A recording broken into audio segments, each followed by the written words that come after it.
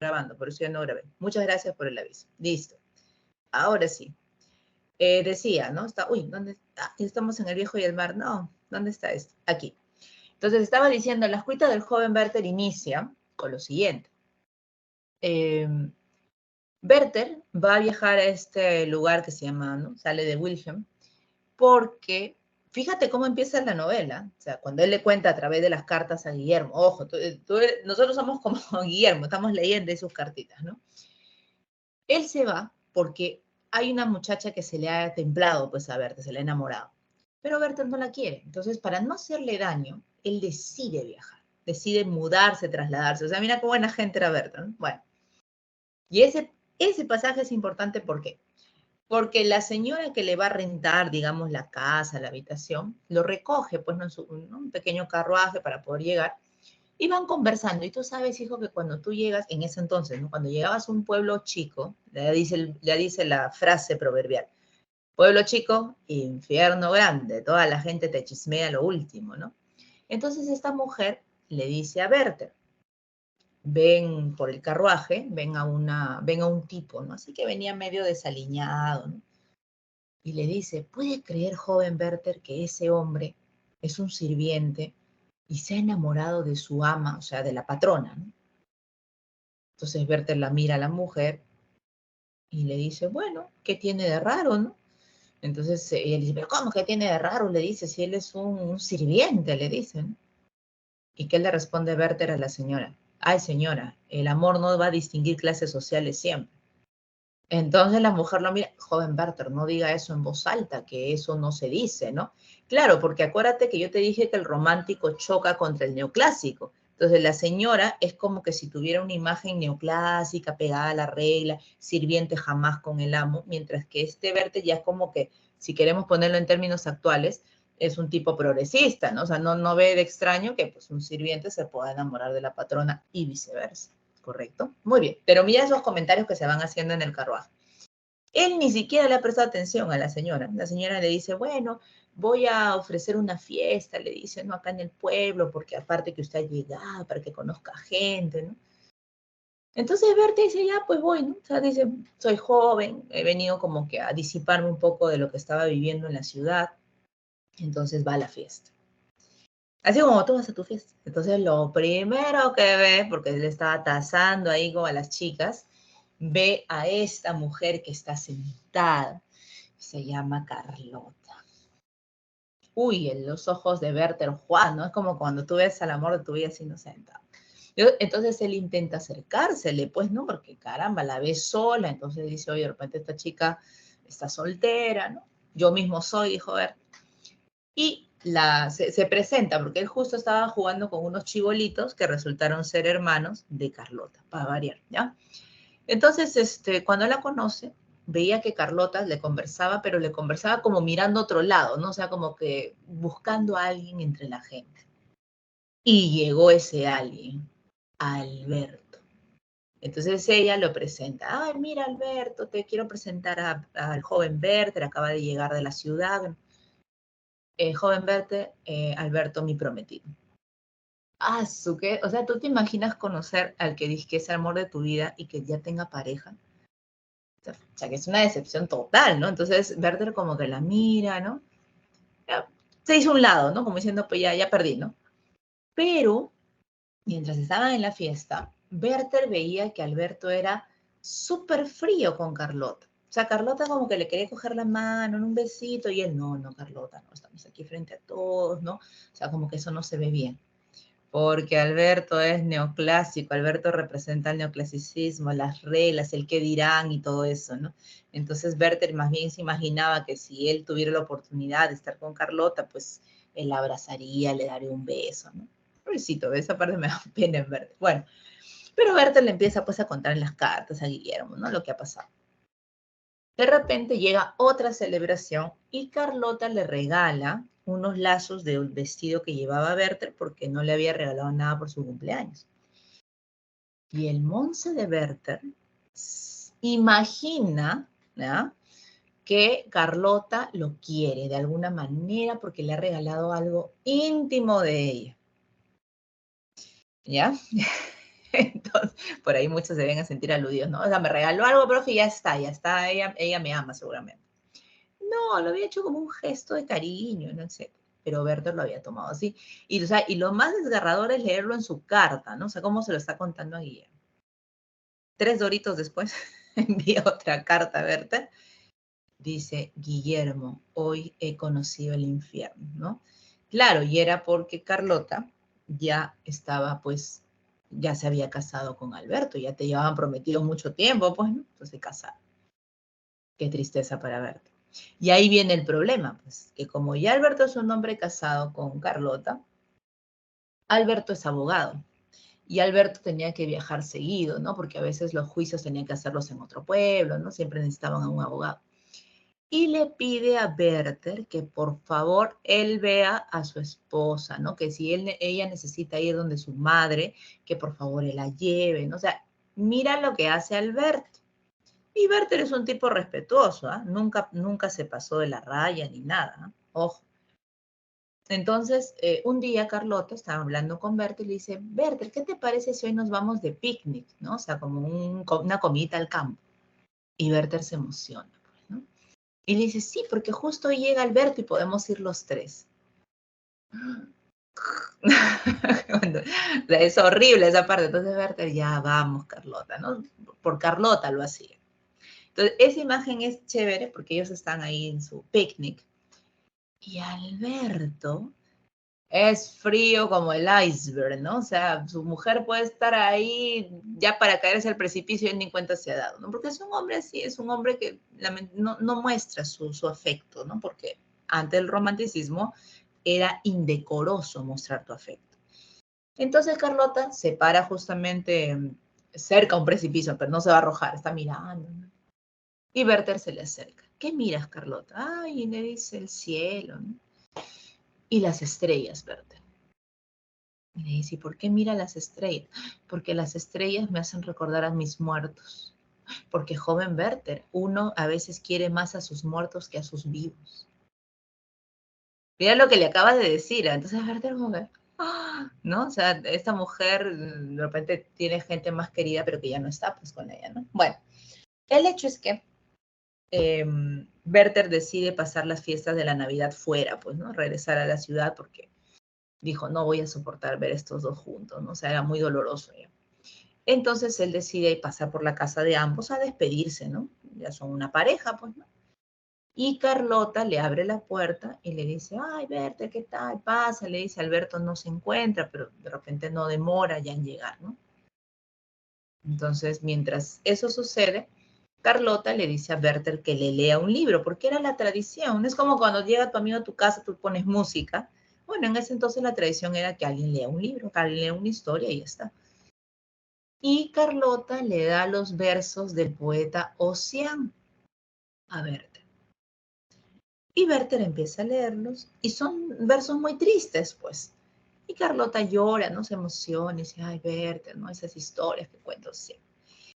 Y Werther imagina que Carlota, o sea, como que es el momento propicio para declararle su amor a Carlota, ¿no? Porque como que ya me voy, entonces no la voy a ver un tiempo. Y Werther comete el error de arrodillarse, ¿no? Porque era la tradición de ese momento y le da un beso. Y Carlota se queda como que, oye, ¿qué te pasa, no? Y lo empuja y se mete a su habitación, llorosa, pues, ¿no? Por lo que ha pasado. Werther intenta hablar con ella y ella no le abría la puerta. Entonces Werther se fue a su casa, ¿qué va a hacer, no? Llega la noche, entonces Werther dice, ¿qué hago, no? Entonces, en su desesperación, manda a pedir un arma a Alberto, porque Alberto le prometió prestarle un arma a Werther para la cacería. Claro, pero también Alberto tiene que ponerse a pensar qué hombre en su sentido común va a ir de cacería el 25, por Dios, es el día de la Navidad, ¿ya? Pero Alberto no repara en eso.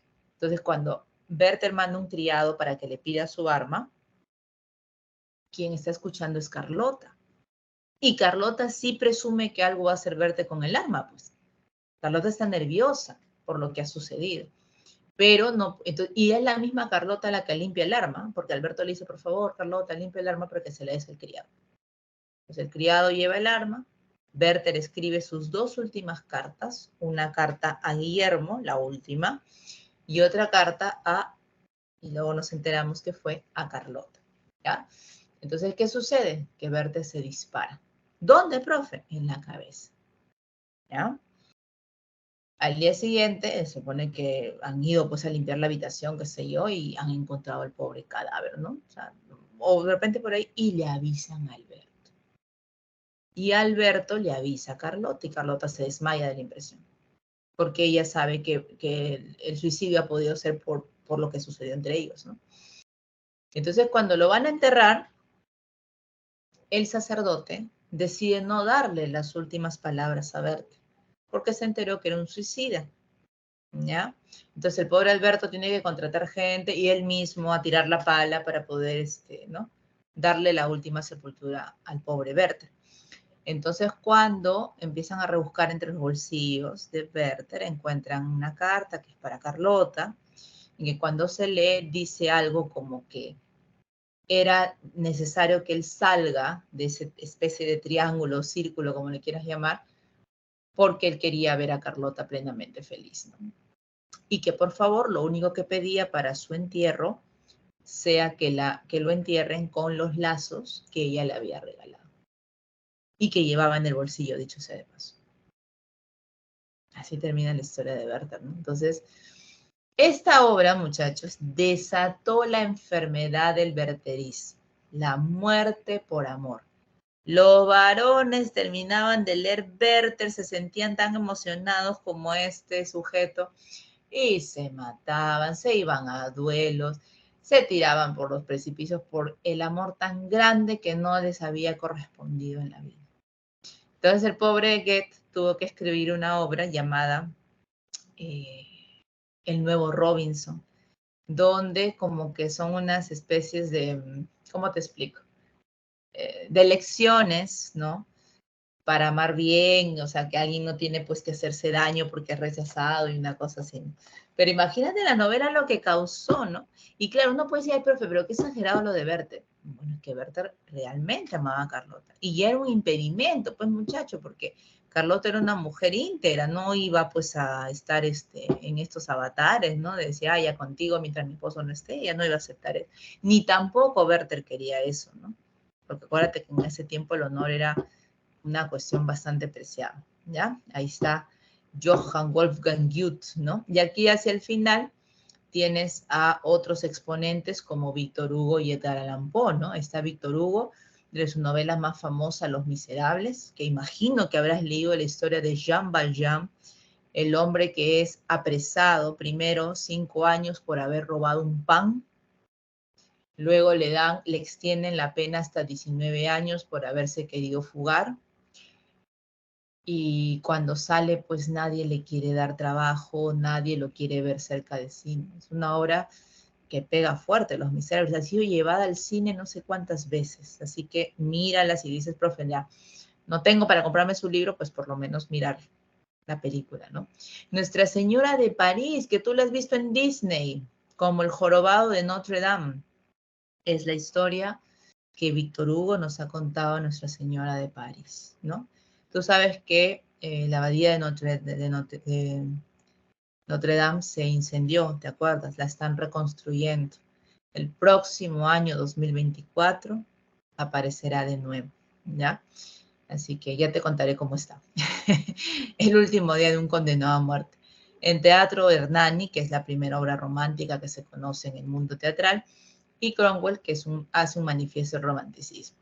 Me imagino que habrás leído a Edgar Allan Poe, porque si no lo has leído, olvídate, ¿ah? ¿Qué haces en este mundo? Por favor, hijo, aunque sea una historia de Edgar Allan Poe, que se encuentra en su libro Narraciones Extraordinarias, ¿no?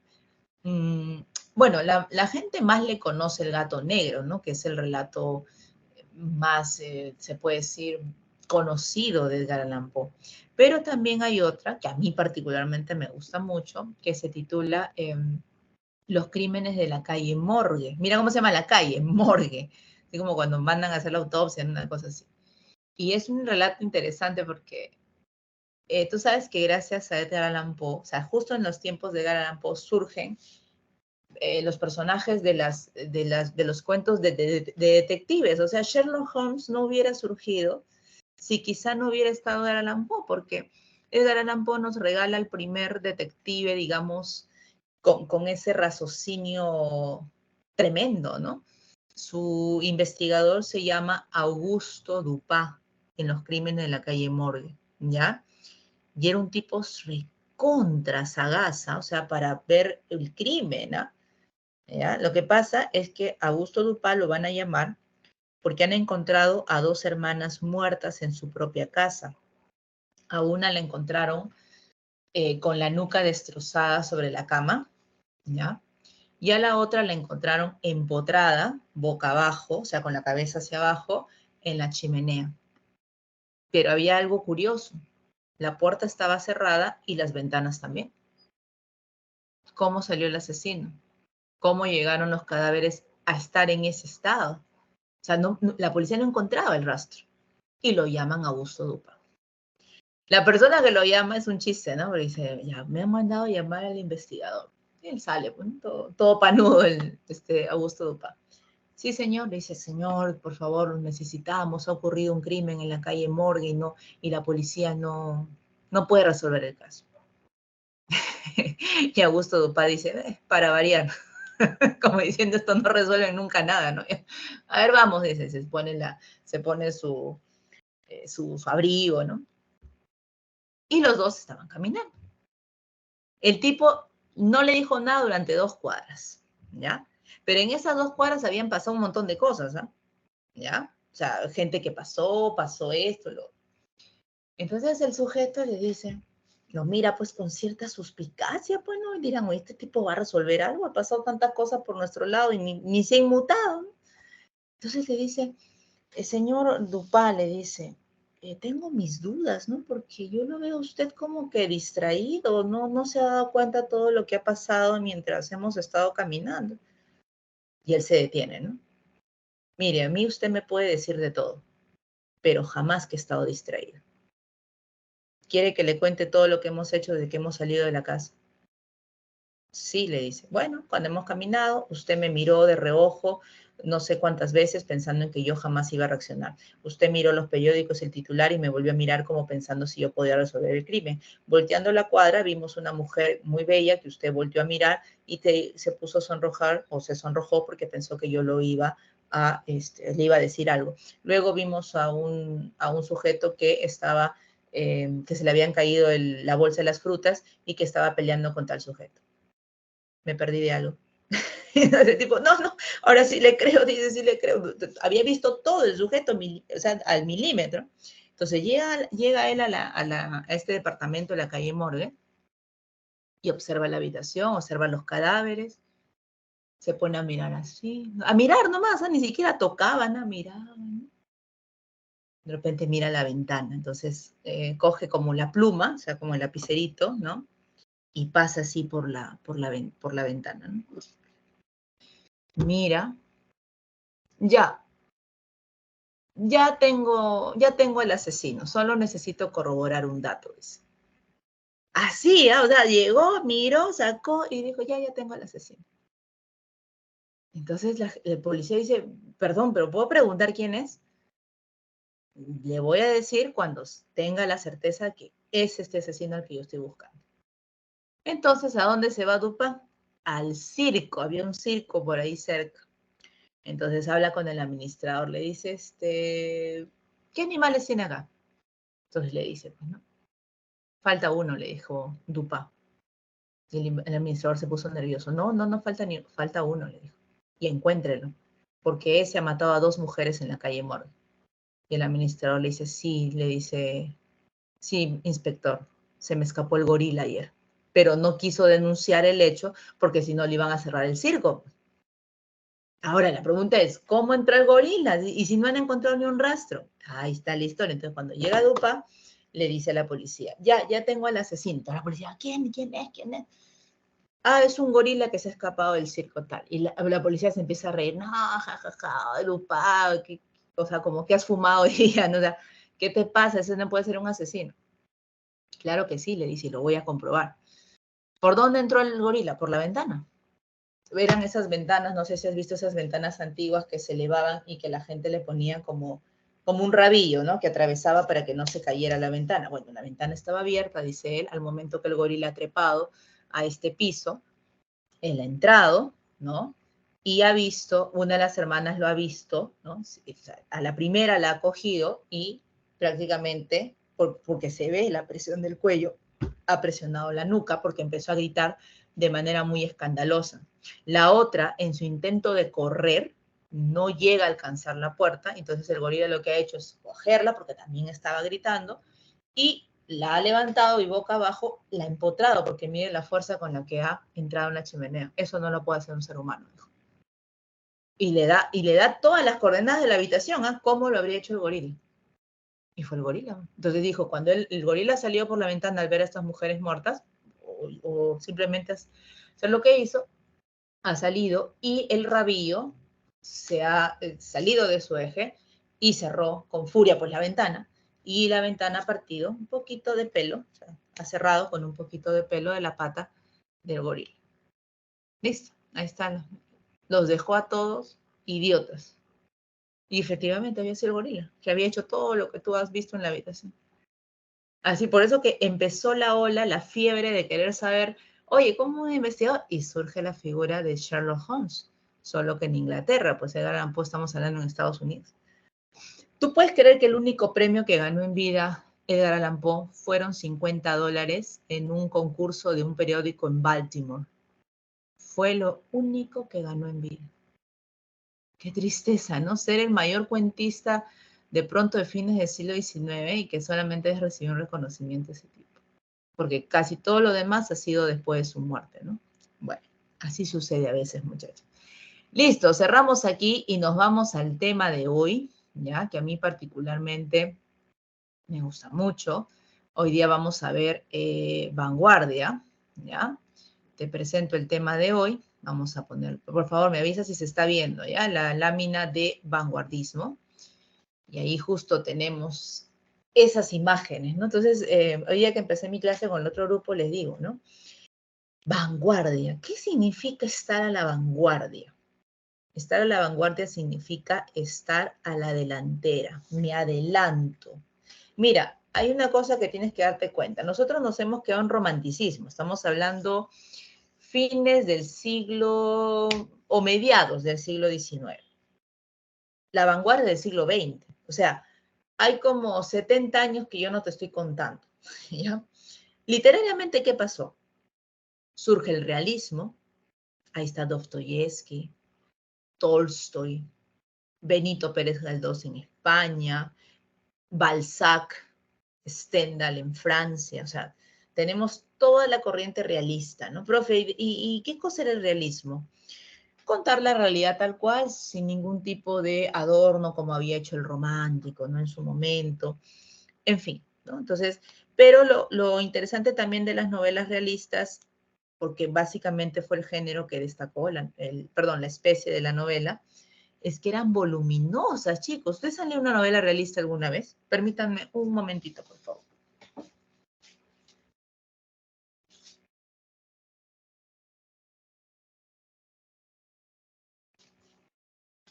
Ya, perdón. Ahora sí. ¿Ustedes han leído una novela realista alguna vez? ¿Te has leído Crimen y Castigo de Dostoyevsky? Que es un, no, ahorita no lo tengo en la mano. No tengo mi Crimen y Castigo acá. Pero tengo mi Ana Karenina de Tolce, por ahí que me está mirando. Son libros voluminosos, muchachos. ¿Por qué? Porque el realista te contaba con lujos de detalle. Balzac te podía coger 3 hojas para describirte un cuarto. O sea, una cosa así. No. Pero son novelas contra interesantes, ¿eh? Porque ahí empieza ya la novela psicológica. Pues. En realidad, la primera novela psicológica moderna es El Quijote. Pero digamos, si tú me dices, profe, ¿cuándo esta especie novelesca empieza a tener más peso? Es en el siglo XIX. Entonces, escúchame, pero profe, ya, eso es en el mundo literario. El realismo, va a venir el modernismo en la poesía, el simbolismo. Pero en el mundo, ¿qué está pasando? En el mundo occidental me refiero. Mira, Europa, vamos a centrarnos en Europa, estaba viviendo un clima, ¿cómo te puedo decir? De paz, ¿no? Porque Europa nunca, ningún lugar en el mundo, muchacho, estaba en paz siempre, ¿ya? Pero digamos que fin del siglo XIX, Europa está relativamente en calma. Y hay una época famosa que se llama la Belle Époque. ¿Qué significa la bella época? ¿Ya? Pregúntale a tu profe de Historia Universal, profe, ¿qué cosa era la Belle Époque? Es un periodo de tiempo en Europa donde la gente vivía en bonanza, aparentemente económicamente andaban bien, no había rastros de que hubiera una guerra, un conflicto. Ya, mira lo que te voy a contar. ¿Eh? Llega el siglo XX, empieza tranquilo, ¿no? Por ahí que la economía estaba cambiando al modelo capitalista, ¿no? Pero bueno, llega 1914 y de esa paz que estaba viviendo el continente europeo, en un giro de 180 grados, llegan ¿a qué? A la Primera Guerra Mundial. Muchacho, debe haber sido, yo me imagino en ese tiempo, imagina, tú ponte un ratito en el pellejo a esa gente, estar viviendo, entre comillas, una paz medianamente, ¿no? Vamos a decir, o un espacio medianamente tranquilo, y en 1914, de manera inexplicable, ¡pum!, estalla una guerra en Europa, que ya se vislumbraba desde 1912 con la muerte del archiduque, porque ese fue el pretexto. Pero no se imaginaron que iba a haber una guerra de gran tamaño, que dejó 10 millones de muertos, muchachos.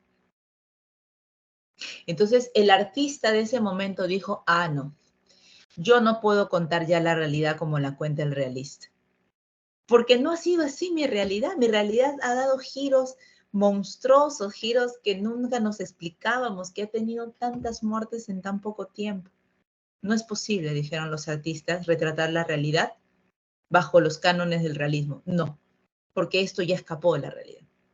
Entonces, mira lo que te estoy mostrando en la esquina superior y en la esquina inferior. El arte va a ser de vanguardia, el arte va a ser destruido, o sea, oficialmente, para dar paso a una nueva forma de mostrar el mundo. Mira la imagen de arriba, es un cuadro famosísimo, es el Guernica de Pablo Picasso. ¿Sabes que Guernica fue una población asolada durante la guerra? ¿Ya? Y mira, pintó Picasso ese cuadro que tú dices, profe, pero ¿qué hay ahí? Son como figuras geométricas, claro, porque Picasso es uno de los grandes representantes del cubismo, pues. Y el cubismo, el pintor cubista, emplea rasgos geométricos. Y mira lo que tenemos ahí. Tenemos un toro, un caballo, que son los símbolos de España, pues. Los animales que simbolizan a España, ¿no? Que están muriendo junto a los seres humanos. Horrible ese cuadro de Picasso, ¿no? Terrible. Abajo tienes la imagen de una de las primeras películas del cine. Profe, ¿y qué hace el cine acá metido en literatura? Gracias al cine, muchas de las técnicas literarias que hoy vamos a ver las encontraron en el cine. Por ejemplo, eso de los cambios del tiempo, que el personaje evoca el pasado, que el personaje futuriza, lo encontraron en el cine. Esa película que te estoy mostrando en este momento, mira la habitación, no es una habitación común y corriente, es una habitación medio ovalada, es una habitación que tiene blancos negros, es una habitación donde parece ser que hay un monstruo en un baúl. La película se llama El gabinete del doctor Caligari, fue dirigida por un alemán, ahorita me he olvidado el nombre, pero a mí me gusta mucho el cine clásico. Y esta película particularmente me gustó mucho porque la persona que te va contando la historia supuestamente es la historia de un monstruo, ¿no? Que asola en una pequeña ciudad. Pero luego, esa misma persona que te está contando la historia, ¿cómo termina la película? Que la está contando, sí, pero está en un manicomio. Pregunta, ¿sucedió lo que nos contó? ¿Fue producto de su imaginación? ¿Qué fue lo que pasó? No se sabe. Por eso la película dejó en vilo, me imagino, a la audiencia de ese momento, ¿no? O sea, es una historia monstruosa que te ha contado alguien, pero luego ese alguien tú lo ves sentado en un manicomio, entonces dices, oye, espérate, ¿tú me contaste la verdad o me contaste algo producto de tu imaginación? Ahí está el gabinete del doctor Caligari, ¿no? Que la quieren volver, dice, por ahí he escuchado el chisme, que la quieren volver a colocar en Hollywood, ¿no? Bueno, hoy hay más efectos especiales, ¿no? Quizá podría resultar, ¿ya? Muy bien, pero mira cómo se abre la vanguardia. Entonces vamos ahora sí a empezar. Y ahí tenemos a... ¡Ah! ¿Quién es ese profe? Kafka, con una frase muy peculiar, ¿no? Lo peor los dolores que no matan. Qué frase tan desgarradora, profe. Claro, porque si tú me preguntas, oye, profe, en vida, ¿no? Un escritor que usted sepa, cuya vida ha sido muy dolorosa, yo creo que entre mi top 10 va a estar siempre Kafka, ¿no? Kafka tenía una vida muy dura y por eso las obras reflejan esa dureza, ¿no? esa crueldad de la vida. Bueno, vamos a avanzar ahora sí. Movimientos artísticos, profe, porque la vanguardia no fue una sola. La vanguardia tuvo, chicos, varios ejes. Entonces, ¿qué movimientos artísticos, profe, surgieron durante la vanguardia? Muchísimos. No digo muchísimos, pero digamos varios. Pero entre esos varios yo he elegido a 4 que son, como dicen por ahí, las fijas del examen, ¿no? Un primer movimiento artístico que surge en la vanguardia es el futurismo, ¿ya? El futurismo fue una corriente liderada por Filippo, así se llama, Filippo Marinetti. Profe, es italiano, sí. Filippo Marinetti escribe en 1909 el primer manifiesto del futurismo. ¿Y qué cosa es ser un artista futurista, profe? Elogiar a la máquina, a las armas de guerra, a los edificios, a las naves. Ya el poeta no le canta a la rosa, que a la mujer, no, no, no, no, le cantamos al futuro. Y el futuro está impregnado en lo concreto, el edificio, la máquina, ¿no? Sobre todo eso.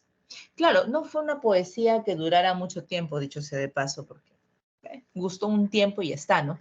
Pero fue un primer intento de que el poeta cambie la mirada de la poesía, ¿no?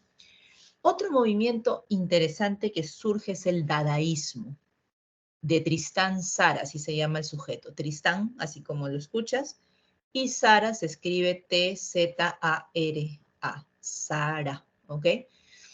En Zurich, Tristán Tzara esboza la teoría del dadaísmo, ¿no? ¿Qué significa el prefijo dada? Significa nada, o sea, escribir sobre la nada, es lo que quiere decir Tristán Tzara. Profe, ¿cómo es eso de escribir sobre la nada? ¿Cómo alguien puede escribir sobre la nada? Porque para los hombres de la vanguardia va a aparecer un aspecto muy importante, ¿no? Lo de la escritura automática.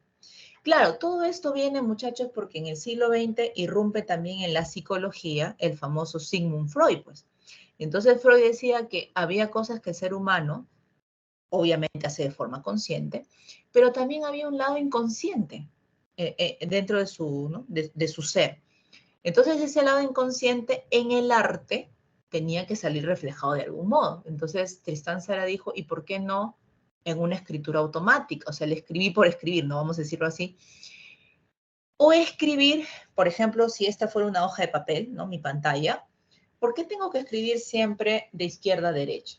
¿Por qué no puedo inventarme otras formas de escritura? De repente un costado, de repente puedo escribir de esta forma, ¿no? Ahora derecha, izquierda, o puedo hacer imágenes con las palabras. Y entonces el dadaísmo, tal vez sin proponérselo al inicio, va a ser el gran gestor de los caligramas, los poemas en forma de dibujos. Los poetas dijeron, oye, ¿por qué no podemos hacer poemas en forma de dibujos? Forma de una iglesia, forma de un helicóptero, forma de un gato. Y eso empezaron a hacer. Entonces, la disposición del papel empezó a ser libre para el artista de vanguardia. Para el hombre realista, no. Acuérdate que los realistas hacían novelas. Era escribir, escribir párrafos y párrafos y párrafos, ¿no? Aquí no, aquí puedo utilizar imágenes, sobre todo en la poesía. Una novela jamás se leería a base de imágenes, un poco difícil. Surrealismo. El surrealismo es el movimiento más importante, muchachos, tanto en Europa como en América. Fue el movimiento más grande. Ese movimiento lo inicia André Breton, así como se escucha. André, el nombre, Breton, con B, el apellido. Este escritor francés, muy inspirado en la teoría de Freud y la idea ¿no? del inconsciente, él también defiende la idea de la escritura automática, pero va más allá. Entonces él dice, ¿dónde voy a emplear la escritura automática o dónde se podría emplear? Si fuera en la narrativa, por ejemplo, en el pensamiento del personaje. Pero, profe, ¿cómo un ratito? ¿Cómo que en el pensamiento? Porque cuando uno lee una historia, por ejemplo, ¿no? una obra, dice, y de repente Pedro Páramo pensó, no, eso no es que estás leyendo el pensamiento del personaje, eso te lo está contando un narrador omnisciente, un narrador general, pero el pensamiento del personaje es algo como esto. Y sentada debajo del árbol, uy, sí, empiezo a recordar a aquel hombre. Mira la diferencia. No estoy diciendo, y la mujer pensó en el hombre que en ese momento la estaba tocando. No, estás leyendo el pensamiento de la mujer y por eso esos alaridos que ella hace en su mente de que está siendo tocada por un hombre. ¡Ah! Profe, ¿dónde se lee eso? En el último capítulo de la novela El Ulises de James Joyce, donde se ve una técnica, que es una técnica surrealista, el monólogo interior. Por primera vez, el lector va a leer lo que piensa el personaje, no lo que dice, lo que piensa. Y cuando piensa el personaje no hay signos de puntuación, excepto el punto. Tú le puedes dar la interpretación que quieras a ese monólogo, porque es como si lo estuviera pensando el personaje. ¿Ya? Profe, ¿y ese pasaje cómo cayó en Europa? En Europa bien, en Estados Unidos fue un escándalo. Ahora te voy a contar cuando lleguemos a Joyce. Y por último tenemos el expresionismo, expresar dentro hacia afuera, ¿no? Fuera. Claro, pero había que sacar eso interno hacia la realidad de una forma desvirtuada, de una forma, se puede decir hasta grotesca, de una forma que vaya más allá de la realidad. ¿Quién es el padre del expresionismo, profe? Kafka. Te voy a dar un ejemplo con la metamorfosis. ¿Cómo empieza la metamorfosis? Dice, tras un sueño intranquilo, despertóse Gregorio Samsa convertido en un insecto. Así dice la metamorfosis. O sea, ni bien estás empezando a leer el primer párrafo, ya Kafka te puso en el problema. Ese hombre está convertido en un insecto. ¿Qué hubiera pasado si Kafka hubiera sido del siglo XIX y hubiera sido realista? Tras un sueño intranquilo, despertóse o levantóse Gregorio Samsa, detestando su vida rutinaria y sintiéndose más degradante que nunca. Ya la diferencia, mientras que el hombre del siglo XIX tal vez hubiera empezado así la metamorfosis, Kafka dijo, pero eso ya el hombre lo sabe, ¿no? El hombre tiene una vida rutinaria, el hombre se siente a veces asqueado consigo mismo, pero si yo empleo esos términos, no va a calar porque la realidad ya sobrepasó a la propia realidad, dice Kafka. Entonces, tengo que deformar esa realidad para llegar más rápido a mi lector de estos tiempos. Y entonces pone a Samsa como un insecto. Mira qué interesante lo que hace Kafka, ¿no? Entonces, en líneas generales, profe, ¿cómo es la literatura del siglo XX? ¿Destruye el arte como tal? No quiere saber absolutamente nada de las tendencias del siglo XIX. No románticos, no realistas. Quiere empezar su propia historia literaria, el hombre del siglo XX. Se opone a formas de expresión tradicional. Sus historias reflejan una crisis, ojo, de la sociedad europea de la posguerra. Eso es triste, muchachos, porque cuando a veces me dicen, profe, ¿pero por qué las obras del siglo XX a veces son como que tristes, ¿no? Muchachos, ¿qué realidad estaban viendo? Estaban viendo qué cosa, cómo eran salsa. No, pues hijo, estaban en la guerra. O sea, la guerra, muchachos, la primera guerra, claro, todo el mundo se acuerda de la segunda por el angelito de Adolf Hitler, ¿no? Pero la primera fue horrible, ahí está la guerra de trincheras. ¿Cómo moría la gente terriblemente? Ojo, y eso es lo que a veces el estudiante no comprende, fue gente de todos lados. Se enrolaban a la guerra. Padres millonarios que perdían a sus hijos, que se habían ido a pelear. Es terrible. No sé si tú ves series, ¿no? Pero yo te recomiendo una, es británica, está en Prime, creo. Sí, la plataforma Prime se llama Downton Abbey, que ya es antigua, ya es de hace 10 años, creo, la serie, que es de los sirvientes que viven en Inglaterra y justamente hay un pasaje de ellos donde llega la guerra, pues la primera guerra, muchachos, o sea, por eso te digo, esa serie a mí me caló mucho porque A mí siempre me habían dicho, bueno, llegó la Primera Guerra y ya está, ¿no? Pero cuando tú ves los rostros desencajados, lo que significó la Primera Guerra para ellos, es espantoso, muchachos. Entonces ahí no, chumas, la guerra fue horrible. Mira que la guerra no termina con la guerra, ¿no? Porque la guerra culmina en 1918 y en 1919 ocurre lo que va a ser el segundo round para Europa, ¿no? Tú sabes que el país que salió perdiendo la guerra fue Alemania. Alemania perdió territorio, se los quitó Francia, acuérdate, te estoy haciendo el remember con historia. Y los alemanes juraron vengarse. Bueno, ¿dónde encontraron la revancha? En la Segunda Guerra, ahí nomás. Ahí nomás, en el año 20 empieza la gripe española, que mató no sé cuántos miles también en Europa, ¿no? Y 9 años después, el crack del 29 en Estados Unidos. O sea, muchachos, el hombre del siglo XX, al menos en los primeros 50 años, tuvo un mundo bastante hostil. Así que era muy difícil no pedirle que reflejara eso en sus obras, ¿no? Y bueno, tenemos los hallazgos de los métodos de Freud en la literatura. Listo, vamos a las características de la narrativa, ya para Ah, pasar a los profesora, autores.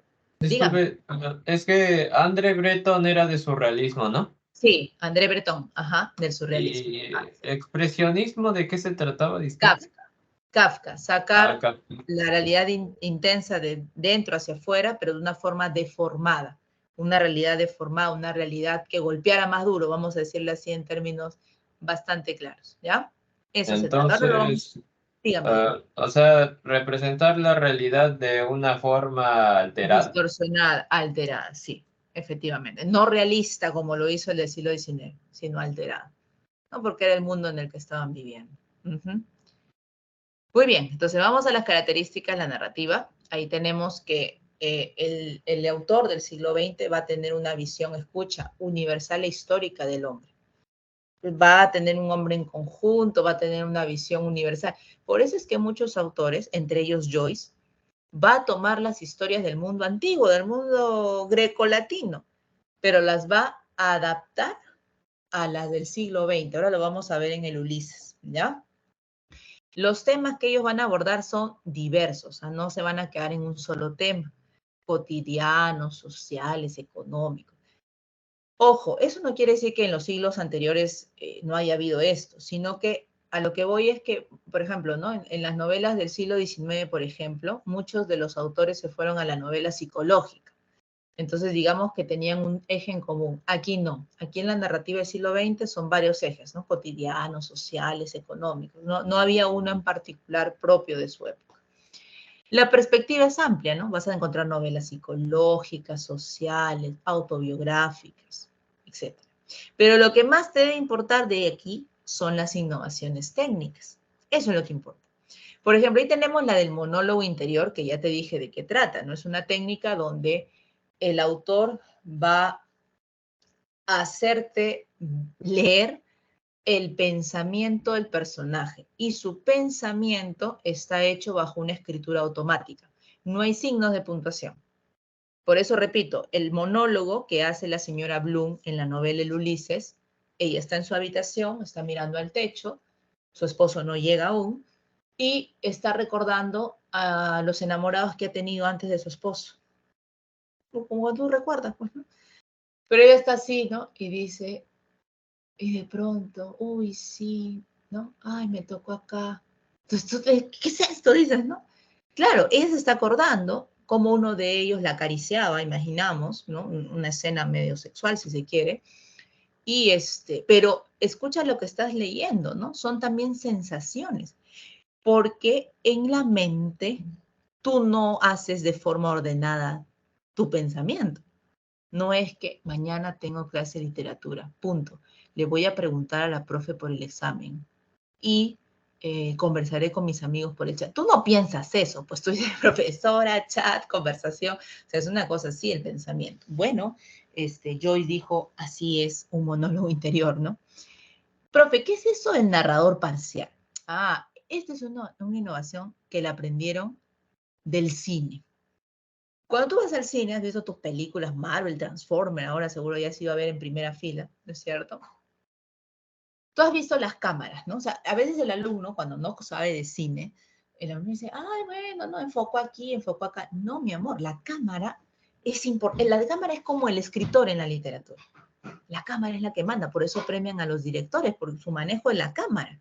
Entonces, por ejemplo, ¿no? En las películas de Marvel, cuando tú ves la destrucción de Nueva York por enésima vez, porque siempre la destruyen a la pobre, ¿correcto? ¿Ese qué plano es? Cuando la cámara se la toma a toda la ciudad, es un plano general. En literatura, ese sería como el narrador omnisciente, el narrador que lo sabe todo, el narrador que te cuenta la historia en tercera persona. Y de pronto María entró con un cuchillo a agredir a su prometido. Vamos a suponer que te va a contar, pero te va contando como si estuvieras viendo la imagen. Pero el hombre del siglo XX dijo, oye, ¿y por qué yo no puedo contar también un narrador desde la perspectiva de un testigo o la de un autobiográfico? O sea, que se mezclen los tres narradores. ¿Por qué solamente tengo que hablar con uno? Claro, y es que en el cine eso sí se puede y se nota. ¿Cómo se nota, profe? Cuando la cámara hace el close-up, o sea, el acercamiento a un personaje, ¿qué cosa es lo que ves? Los detalles. Mientras el general te da los planos generales, por eso se llama plano general, el hacer la técnica de close-up en el cine es el acercamiento. Bueno, lo mismo es en la literatura. No es lo mismo que un narrador omnisciente cuente un hecho, pero que ahora la misma persona, aparte de contar el hecho, puede mostrar algún detalle que el general no dijo, porque el general no puede verlo todo. Entonces, esa combinación de narradores enriqueció la literatura. ¿Sabes dónde puedes apreciar esto de narrador parcial? En Pedro Páramo, de Juan Rulfo. Pedro Páramo aplicó la técnica y hay narradores generales, el narrador que narra en primera persona, hay narradores en primera. Entonces tú dices, pero profe, ¿hay diferencia? Claro, porque al menos en esa novela, los narradores en primera persona o el narrador testigo, entre comillas, del hecho, ha contado su historia, sí, pero, ¿cómo te digo? Para jugar un poco con el lector, ha dado algunos datos que no se ajustan a lo que dice el narrador omnisciente. Entonces ahí el lector empieza como que, ¿y a quién le creo? ¿A este o a este? Y vas a ir formulando tu propio razonamiento a partir de las evidencias que te van dejando la historia. Por eso es que la literatura del siglo XX se enriquece en el sentido que hace al lector más partícipe. No es un lector pasivo al que le cuento todo, sino es el lector, perdón, que también va recreando la historia. Entonces, por eso ese narrador es importante, ese juego de narradores es importante, ¿no? Y por Ah, último, diga, profesora, disculpe, sí, es que, ¿cuál sería el narrador parcial? ¿El narrador general o el narrador omnisciente? El no, que, o el sea, dice que sí. Así. narrador parcial se llama porque son varios narradores. Parcialmente te van contando la historia. Por un lado entra el general, en otro momento va a entrar el narrador autobiográfico, un testigo del hecho. Parcial se llama porque no están en todo el momento. Partes parciales de la obra. O sea, ahí tenemos narrador omnisciente, narrador autobiográfico, algunos llaman narrador testigo, pero es la combinación de los narradores. Por eso se llama la técnica el narrador parcial, porque no permanece un solo narrador en toda la historia. Ahora, esto no se aplicó en todas las obras del siglo XX. ¿Eh? Kafka, por ejemplo, no hace narradores parciales, él utiliza el omnisciente.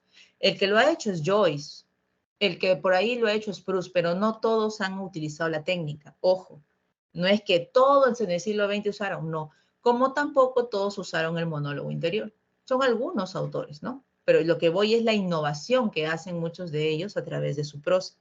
Por ejemplo, esta es otra técnica que no usan todos, pero los que la han usado les ha resultado una muy buena técnica, que es el plano temporal simultáneo, o sea, el plano del tiempo. Aquí hay dos momentos, se están tomando nota. Plano temporal es esto. Cuando mi personaje evoca el pasado y necesito ir al pasado para entender esto que está ocurriendo, se llama la técnica de flashback, regreso al pasado. Hoy las series que tú ves en televisión, en tus plataformas, ya han abusado de la técnica. No sé si te has dado cuenta que muchas series hacen esto, ¿no? Regresar al pasado de la vida del personaje, porque hay cosas que no entiendo del presente, pero en el pasado puedo hallar la respuesta. Lo mismo hacía el hombre de la literatura. ¿Dónde aprendió la técnica? En el cine. En el cine esa técnica es muy palpable. En la narrativa también se va a notar ese flashback. Por ejemplo, en el inicio de 100 años de soledad, ¿no? Frente al pelotón de fusilamiento, el coronel Aureliano Buendía habría de recordar la tarde en que su padre lo llevó a conocer el hielo. Y hace el flashback. Era un día tal, ¿no? Que el padre decide salir con el hijo. No te está hablando el momento presente que el pobre Aureliano Buendía está esperando que lo maten porque está frente a un pelotón de fusilamiento. Pero en ese mismo instante está recordando un evento del pasado. Y García Márquez empieza a contarte desde ese momento hasta volver a llegar por qué está este personaje frente al pelotón de fusilamiento. La técnica contraria al flashback, que es la más común, se llama flash forward, F-O-R-W-A-R-D. Forward es adelante, ¿no? Adelante, directo. Flash forward es que el personaje ahora futuriza, ¿ya? Porque hay algo que necesita adelantarse para entender el tiempo presente. No es una técnica muy común, ¿eh? En la literatura no es muy común, pero hay autores que han hecho eso, ¿no? Del futuro, para poder entender un rasgo o que me anticipe, ¿no? Algo que está en el presente, ¿ya? En películas, esa técnica la puedes apreciar en esta, bueno, no, ya no es tan última, pero a mí me gustó mucho, Días del presente pasado, una de la saga de X-Men, ahí se ve esa técnica, ¿no? Que el personaje, creo, de Charles X, va al futuro, les hace mirar el futuro porque por algo está haciendo algo en el presente, ¿no? Ya, ahí veo la técnica del flash forward.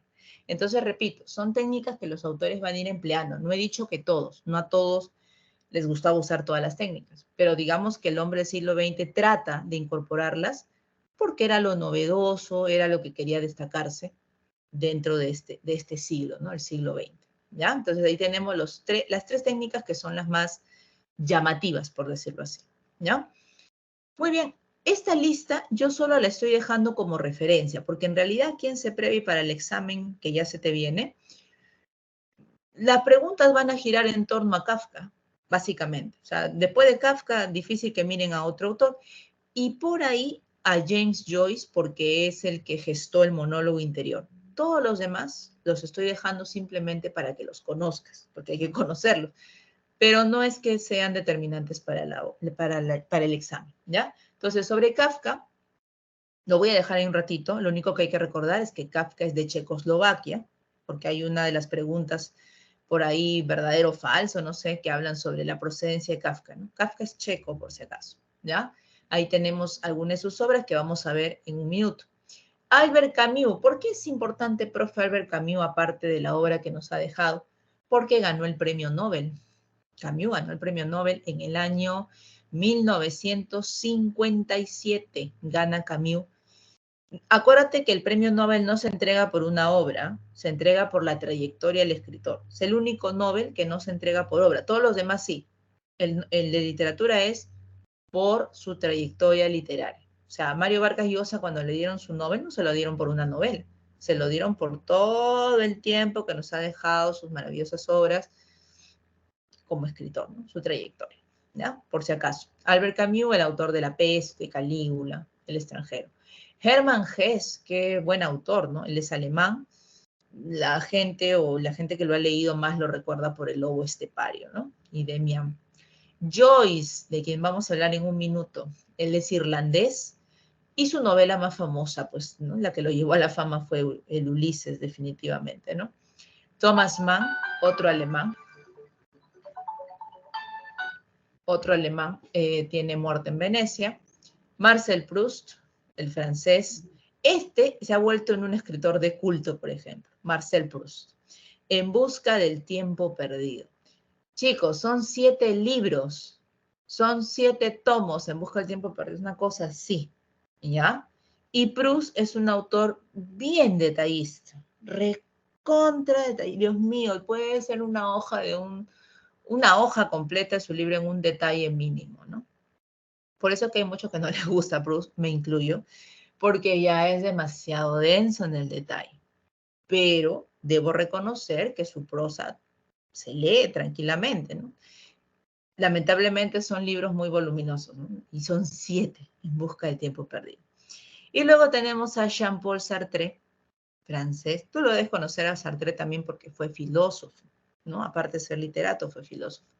Tiene La náusea y el muro. Y también ganó el premio Nobel Sartre.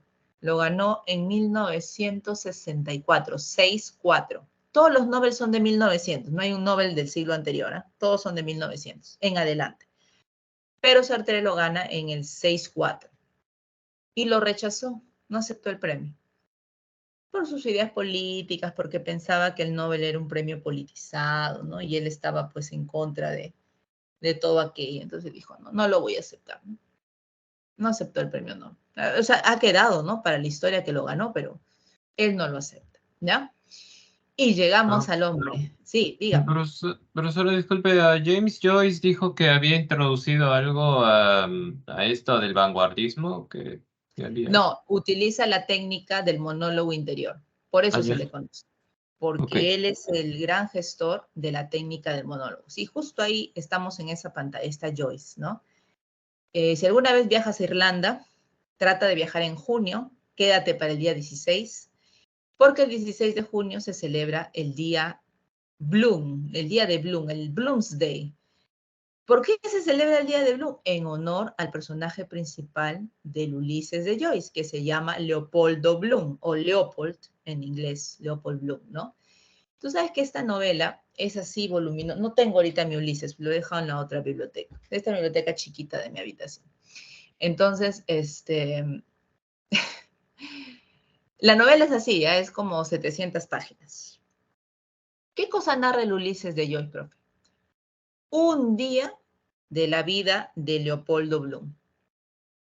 ¿Qué? Profe, pero si yo puedo hacer un día de mi vida en una hoja bond, ¿no? Él ha ocupado 700 páginas para contarte un día en la vida de Leopoldo Bloom, que es el 16 de junio de 1904. ¡Hala, profe, qué alucina! Profe, a ver, pero ¿de qué trata esa historia tan loca? En un solo día, tantas páginas. Leopoldo Bloom es como el Ulises de Homero, porque Joyce admiraba muchísimo a Homero. Sabía latín y griego, leyó en griego la Ilíada y la Odisea, ojo, ahí donde lo ves, dominaba como 10 idiomas. 10 idiomas, imagínate, entre ellos el griego y el latín.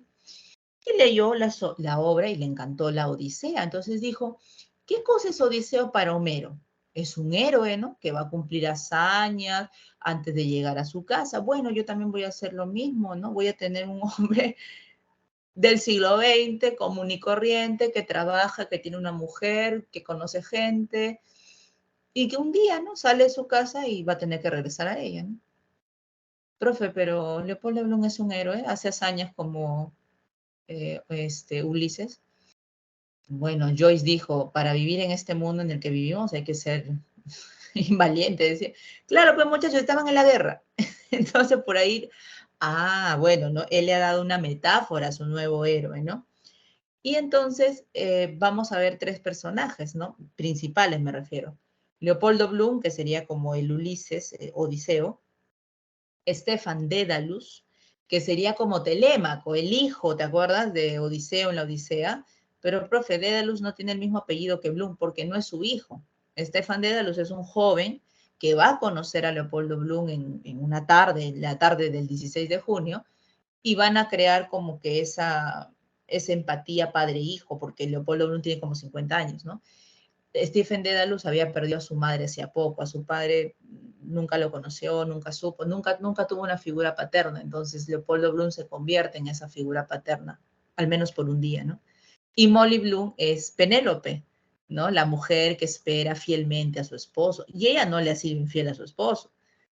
Bueno, tal vez en pensamiento, ¿no? Cuando ha empezado a imaginarse a sus exparejas antes de Leopoldo, ¿no? Pero fuera de eso, ella no lo ha engañado físicamente, ¿no?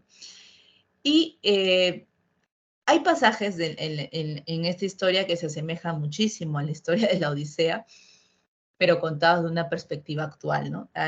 Yo como le digo a mis estudiantes, siempre hay un pasaje que nunca olvidaré, lo leí cuando tenía 16 años, pobrecito mi padre, ¿no? Tuve que preguntar y mi padre pues se habrá sonrojado con lo que le pregunté. Pero bueno, pues, ¿no? Entonces eran esos tiempos. Lo que pasa es que hay un pasaje de Homero en la Odisea. ¿Te acuerdas cuando Odiseo tiene que pasar por el mar de las sirenas, ¿no? Estos seres mitológicos que devoraban pues a los hombres de las embarcaciones. Los seducían primero con sus cantos, los hombres se acercaban a bordo, ¿no? Y como que ellos podían jalarlos y se los devoraban pues, porque eran seres terribles, ¿no? Entonces, cuando Homero cuenta la Odisea, dice que Odiseo se adentra en el mar de sirenas, pero como Odiseo era astuto, le pone grasa animal en los oídos a su gente, pues no a su tripulación, para que no escuchen el canto y no se sientan seducidos. Pero se supone que alguien sí debía escuchar para saber cuándo se acababa el canto, obviamente. Y ese alguien va a ser ¿quién? Nuestro amigo Odiseo. Por eso tú lo ves a Odiseo que lo amarran a un mástil, ¿no? Al mástil de la embarcación. Y él dice, ¿no? Si ustedes ven que yo me quiero desatar, le dice a su tripulación, no me desaten, por favor, no me desaten, ajusten. Y cuando él empieza a escuchar el canto, pues, ¿no? Las sirenas le recordaban a su mujer, ¿no? A Telémaco, entre otras cosas, ¿ya? Pero también lo seducían amorosamente. Entonces, ¿qué crees que debió haberle pasado al pobre Odiseo? Quítale todo lo heroico a Homero. Muchachos, tiene que haberse en algún momento excitado, pues, ¿no? Con el canto. Quiere estar con una de esas mujeres que lo están seduciendo con su canto. ¿Te das cuenta? Pero eso no te lo dice Homero, pues, porque Homero es un tipo clásico. Homero está viendo por el lado de que está sufriendo, dice. Pero sí te lo cuenta, pues, Joyce a su manera, ¿no? Eh, Leopoldo Bloom está saliendo de almorzar, está paseando por un malecón justo por el mar, ¿no? Mar de la Sirena. Y se había comprado un periódico y se pone pues en el malecón a mirar pues el más ratito antes de entrar a trabajar de nuevo, ¿no? Y ve a una muchacha que está en la arena tomando el sol. Y lo impacta, pues, ¿no? Porque es joven, ¿no? Y la muchacha se da cuenta que él la está mirando. Y en lugar de pues decirle, oye, ¿no? Viejo, que me haces mirando, ¿no? La muchacha se contornea en la arena, o sea, como que hace unos movimientos así medio sensualones, ¿no? Oye, y el Polo Bloom, pues, eh, finalmente es hombre, me refiero a ser humano, ¿no? No es de piedra. Entonces, como que empieza a sentir algo, ¿no? Algo que se emociona. Y el narrador es el que me da risa, ¿no? El narrador dice, y el señor Leopoldo Bloom sintió que el mástil de su embarcación se elevaba y se elevaba. Entonces, cuando yo era chibola, yo decía, pero ¿qué embarcación si la embarcación no está en un barco? Claro, pues porque en ese momento mi mente todavía era ingenua, pues no entendía el doble sentido del mensaje. Te imaginas preguntarle a tu viejo, ay papá, ¿qué significa esto? Pobrecito mi padre, ¿no? Pero bueno, y entonces eso es lo que ha hecho Joyce. O sea, él está haciendo lo mismo que le ha debido pasar a Odiseo, pero repito, Homero no lo coloca porque bueno, Odiseo es un héroe a cabalidad, pues no, aquí estamos hablando de un ser humano común y corriente, pero que le tiene que haber pasado exactamente lo mismo que Odiseo, pero en esta parte de la historia, ¿no? Entonces, tú sabes que este libro fue publicado en 1922, no quisieron editarlo al inicio, el pobre Joyce no tenía editores, llegó donde una señora británica que tenía una compañía, una biblioteca llamada Shakespeare and Company, así se llamaba la biblioteca, y ella dice, ya, yo te lo publico, le dijo, ¿no? O sea, la convenció, ¿no? Entonces dijo, ya, yo le publico su libro, vamos a hacer un primer tiraje, le dijo, de, bueno, 500 libros, pues, ¿no? A ver cómo le va. El resto es historia, muchachos. Arrasaron con las ventas del Ulises. En Estados Unidos llegó el Ulises y lo vetaron. No podía, los estadounidenses no podían leer el Ulises. Estaba prohibido de venta en Estados Unidos. ¿Por qué? Por el último capítulo, que es el de la mujer recordando a los amantes que ha tenido, ¿no? Hasta que en el año 29 un juez determina en Estados Unidos que el Ulises se puede leer tranquilamente porque el sexo es un tema humano. Y el hecho que la mujer esté recordándolo no quiere decir que va a volver pues a las mujeres promiscuas, simplemente es una historia, una mujer que está recordando a los amantes y los recuerda de una manera muy peculiar. Dijo el juez cómo lo hacen hombres y mujeres en Estados Unidos. y permitieron la lectura del libro. O sea, imagínate, este libro fue vetado por ese detalle, ¿no? Qué alucinante la vida de Joyce. Y Joyce, pues, es el maestro del monólogo en ese capítulo, no en todo el libro, ¿ah? Hay gente que alucina que todo el libro está lleno de monólogos. No, el monólogo es la técnica que está al final, porque no es una técnica sencilla. Es darle una connotación al pensamiento del personaje, que ya es cosa seria, ¿no? Anda, profe, ¿qué es esto? Kafka, ahí está, vamos a Kafka, ahora sí ya vamos cerrando con los europeos para entrar a la última parte y poder abandonarte a tiempo, ¿ok? Aquí está Kafka. A ver, rápidamente, cuando alguien te diga, oye, ¿qué situación tan kafkiana estás viviendo? Inmediatamente tu mente tiene que pensar, kafkiano, absurdo. Eso significa kafkiano, lo absurdo de algo. Oye, ¿qué situación kafkiana vives? Una situación absurda, ¿ya? Es un término bastante interesante para llamar así a lo kafkiano, ¿no? Muy bien, ahí está Kafka, que nace en 1883, correcto, y muere en el 24, creo que son 41 años, si mal no recuerdo. Nace en Praga, cuidado con el dato, Checoslovaquia, es de origen judío, ese término es interesante en estas alturas del siglo XX, recibió una cultura germánica, atención, si bien es cierto Kafka nace en Praga, en la capital de Checoslovaquia, se supone que debió hablar el checo, ¿no? Pero no, él recibió una cultura germánica porque el alemán era un idioma muy representativo en su región, en este caso, no en la región, en la capital, y él decide hablar y escribir en alemán. Por eso tú vas a encontrar las obras de Kafka en alemán, es el idioma en el que escribe. Es más, ¿no? La obra La Metamorfosis, en realidad, si uno la pasa a un título tal como la puso Kafka, la obra se llama La Transformación. No se llama La Metamorfosis. Pero aquí en América le pusieron ese título como que fue más llamativo, ¿no? De mayor impacto. Pero Jorge Luis Borges odiaba que le dijeran La Metamorfosis. Decía, no, el libro se titula La Transformación. Bueno, la transformación o la metamorfosis es lo mismo. En Kafka es lo mismo, ¿ya? Estudió Derecho, carrera que odiaba, pero la estudió porque su padre, que era una persona muy influyente en Kafka, y con quien va a tener una relación terrible, por cierto, le dijo que sería bueno que estudiara Derecho, ¿no? Porque era la carrera del momento, era una carrera de prestigio, etc. Va a trabajar para una compañía de seguros, ¿no? Un lugar de trabajo que a él no le agradaba tampoco, y por eso en sus ratos libres hacía relatos, ¿no? Hacía relatos como para entretenerse, miraba por la ventana y seguía escribiendo, ¿no? Muchos de sus relatos aparecieron en periódicos, ¿eh?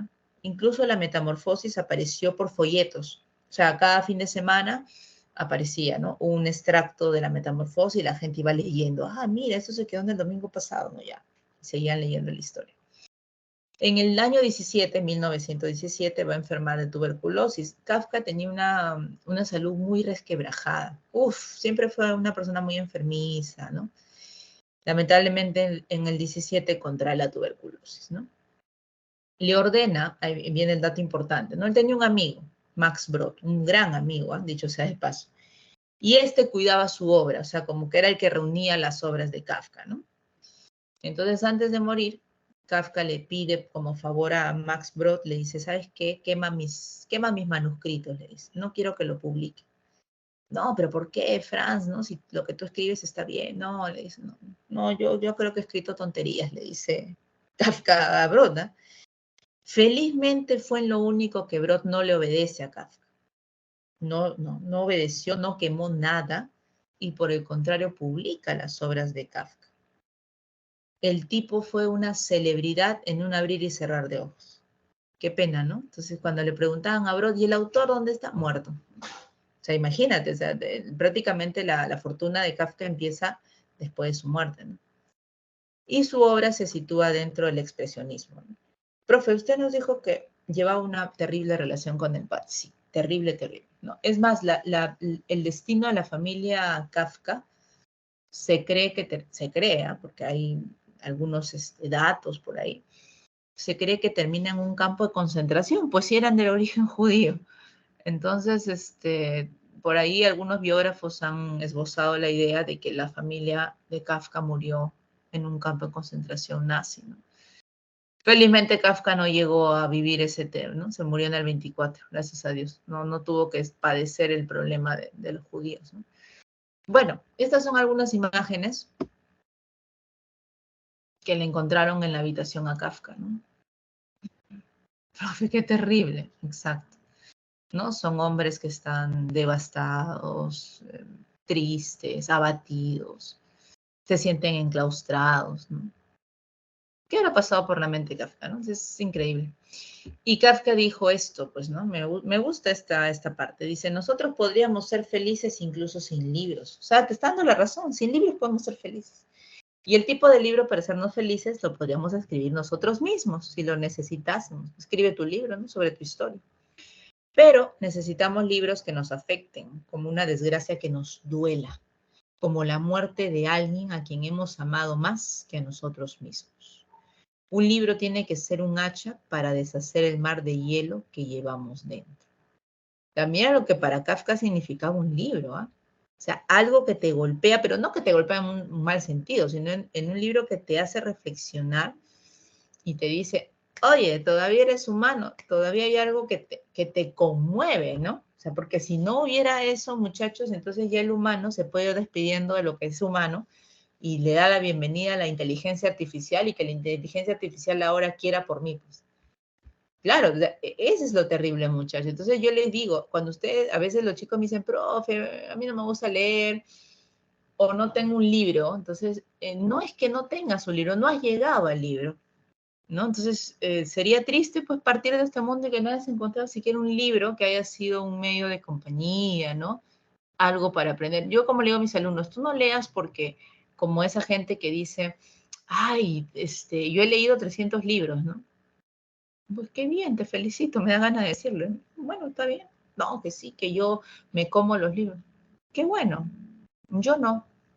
Yo me demoro a veces mucho leyendo un libro, más ahora con la vida que llevo. Pero cuando lo leo, lo disfruto. Esto para mí no es una competencia, no es que si yo leo más o leo menos. Lo que leo es lo que me gusta. Y hay autores que leo siempre. Yo soy esas personas que cuando le gusta algo no lo suelto.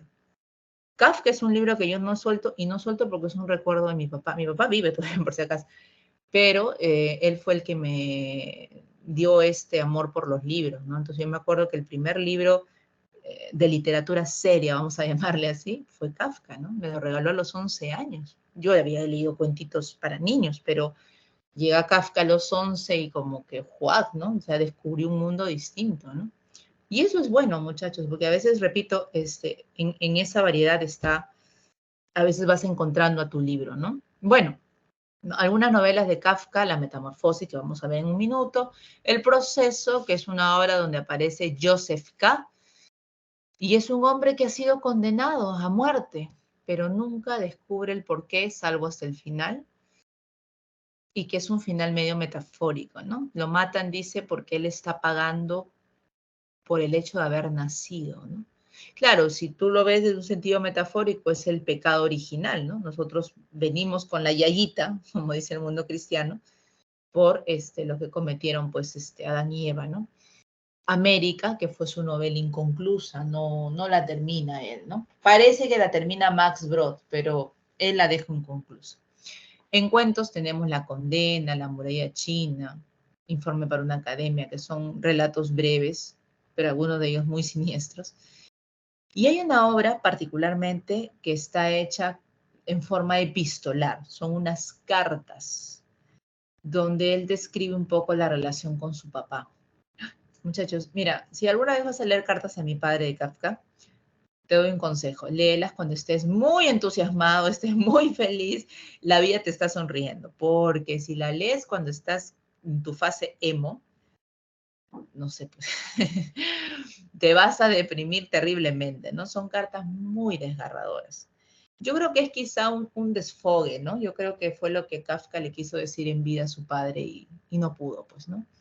No pudo, porque él veía la figura del padre como un ser muy poderoso, ¿no? Es más, en la primera carta, cuando tú la leas, Kafka se siente como un mal hijo, ¿no? por no querer a su padre como él ha visto que quieren otros compañeros a los suyos, ¿no? O sea, qué terrible debe haber sido la vida de Kafka, ¿no? El padre también era, discúlpeme la expresión, era una bestia con su hijo, ¿no? No era un buen padre, eh, solía humillarlo a veces, ¿no? O cuando estaba en el hospital, hay una anécdota que cuenta uno de sus biógrafos, estaba con la tuberculosis, bueno, ya estaba saliendo el cuadro, y las únicas que lo iban a visitar eran su hermana, su novia, que es Milena, y la madre, ¿no? Iban a visitar. Y cuando el padre iba, solo iba para molestarlo, o sea, para tener un mal momento, ¿no? Entonces dice que, mira, ¿no? ¿Cómo es? Nostradamus, Kafka. Le dice a su papá, papá, mira, ¿no? Ya había acabado la Primera Guerra. Entonces le dice, oye, le dice, hay que cuidarnos, ¿no? Porque, no sé, como que tiempos oscuros vienen. Una cosa así, que no era muy difícil de prever, muchachos. Europa estaba convulsionada, ¿no?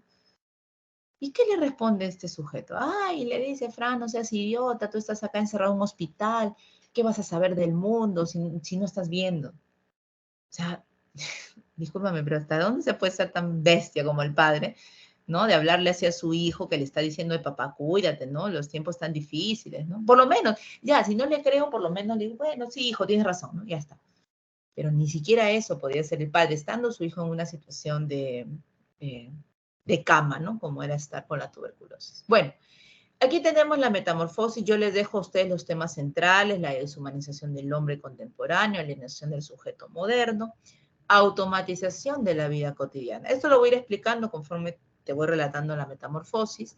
Otros temas tenemos el autoritarismo del padre, que se ve muy claro en la metamorfosis, la rutina de la vida burocrática, la marginación del extraño, la incomunicación entre padres e hijos y la explotación del hombre por el hombre, ¿no? Está el jefe, pues. ¿Qué personajes tenemos? Gregorio Samsa, que es el principal, es el insecto que ves ahí en la camita. Grete, que es su hermana. Sus padres, los padres no tienen nombre en la historia, son el señor Samsa, la señora Samsa, el jefe, la criada y los inquilinos, ¿ya? Profe, ¿quién es ese viejito que está al costado? ¿Qué viejito hoy? Es Gabriel García Márquez, que en paz descanse. Y García Márquez en su biografía, Vivir para contarla, en su autobiografía, él cuenta pues que estaba estudiando Derecho en Bogotá, carrera que tampoco le gustaba, dicho sea de paso, y le gustaba mucho leer libros a García Márquez. Uf, podía vivir la vida leyendo, decía él, ¿no?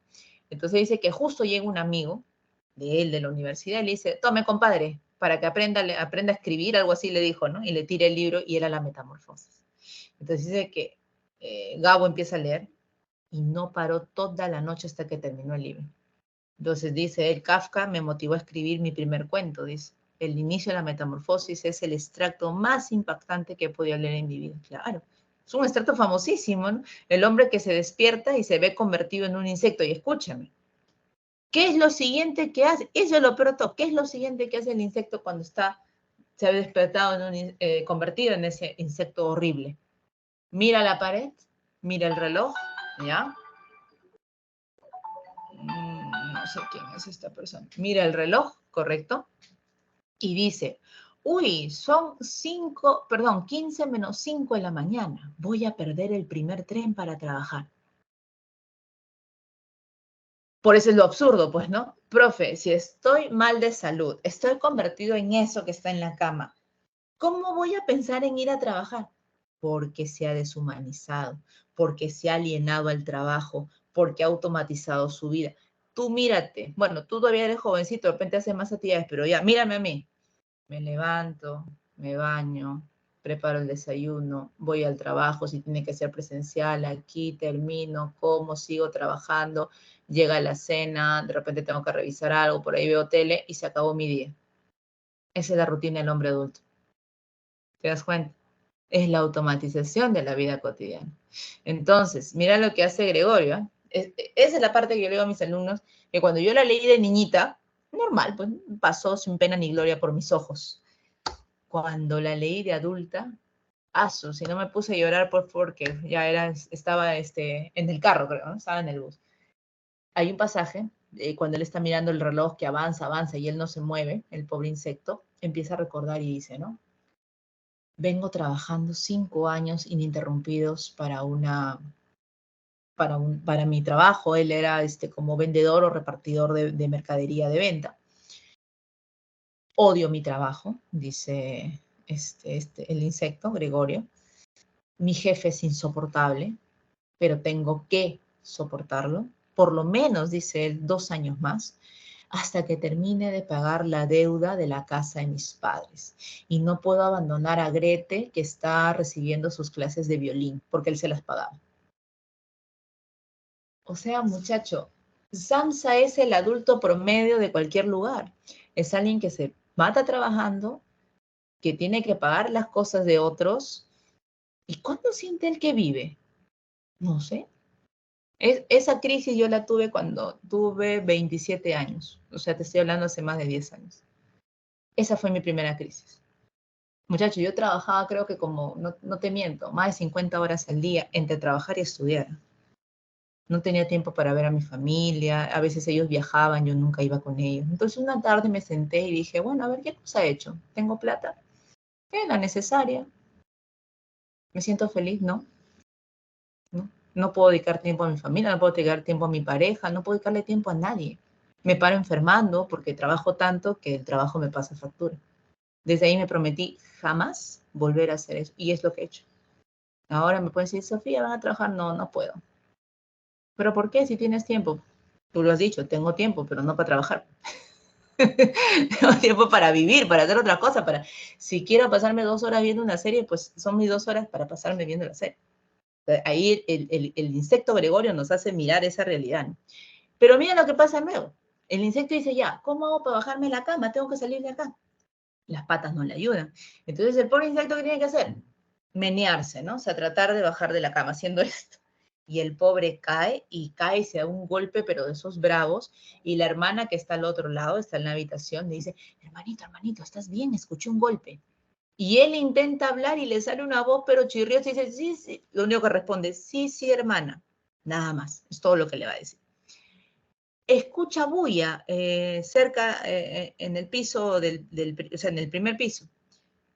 ¿Quién había llegado? Un trabajador, colega de Gregorio, que venía de parte del jefe a quejarse de que Gregorio no había llegado a trabajar y que tenían que hacer una entrega de pañuelos ese día y él no había llegado.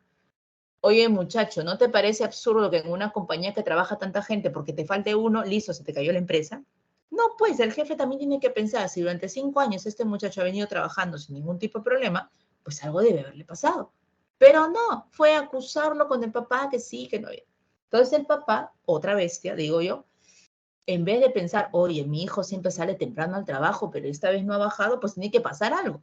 No, empieza a gritar, Gregorio, te están llamando al trabajo, ¿qué te pasa? ¿No? Entonces Gregorio, ¡ah! Tengo que salir del cuarto para decirles, pues, ¿no? Y con la mandíbula intenta, pues, abrir sin mucho éxito la puerta, pero lo sigue intentando. Al rato, como el colega se fue sin saber razón de Gregorio, el mismo jefe se le aparece en la casa a los Sams, diciendo pues que era un tipo, ¿cómo te digo? Totalmente irresponsable, una cosa así. Es absurdo, ¿no? Por una falta que ha tenido en sus 5 años de trabajo. Entonces el padre se acerca a la habitación y dice, Gregorio, acá está tu jefe, ¿qué te pasa? Nos estás dejando mal, ¿no? Y Gregorio logra abrir la puerta.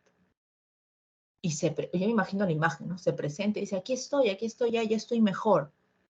El jefe salió volando de la casa pensando que era un virus.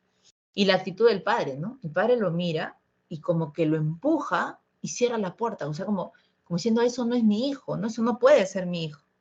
Entonces Grete y la mamá que han estado de observadoras como que no comprenden qué está sucediendo. Pero toman una decisión, ¿no? Entonces Grete dice, papá, hay que alquilar una habitación de la casa. ¿Por qué? Le dice hija, porque quien nos mantiene es Gregorio, pero Gregorio ahorita no está no está en posición de mantenernos, no va a trabajar. Tu pensión no es mucha, yo no trabajo, mi mamá no trabaja. Claro, uno puede decir, sí, Greta es práctica, ¿no? Hay que buscarle una salida. ¿Y su hermano? ¿Acaso dijo, vamos al médico, hay que llevarlo? Por eso ves la incomunicación, la marginación, cómo marginas al que es diferente de ti, pero ese diferente te ayudó en varios momentos de tu vida, sí, pues, pero ahorita es el extraño. Entonces alquilan la habitación, se llevan muy bien con los inquilinos, los AMSA, les hacen fiesta, muchachos, de bienvenida a los inquilinos, cuando tienes a pocos metros de tu casa y de tu habitación, de tu sala, a una persona que está enferma. Bueno, pasa el correr de los días, Grete trata de ser solidaria, ¿no? Llevarle la comida al hermano, que ya come por cierto desperdicio, ya no come la comida normal. Y viene pues el momento del desenlace, ¿no? La mamá le dice a Grete, Grete, quiero ver a tu hermano. No, mamá, te vas a desmayar, o sea, te vas a impresionar, es monstruoso, ¿no? No, yo quiero verlo, es mi hijo. Entonces Grete entra con su hermana al cuarto que le han dejado a Gregorio y le dicen, Gregorio, sal de a poquitos para que mi mamá te vea, pero por favor no le espantes, dice Grete. El insecto sale, trata de salir de a poquitos, pero la madre se impresiona igual y se desmaya. En eso que ella está desmayada y Grete la está recogiendo, ¿no? Llorando, ¿no? Por la escena, pasa el papá como si nada, comiendo su manzana, como si con él el mundo no fuera, pero ve esta escena, pues, ¿no? La esposa desmayada, la hija llorando y el insecto que había salido debajo de la cama. Entonces, con toda su fuerza, con la manzana, golpea sobre el caparazón del insecto, ¿no? Y le dice, ay, métete, le dice, tú no debes estar aquí, no ni siquiera deberías haber nacido, le dice, métete, le dice. Y el insecto se mete.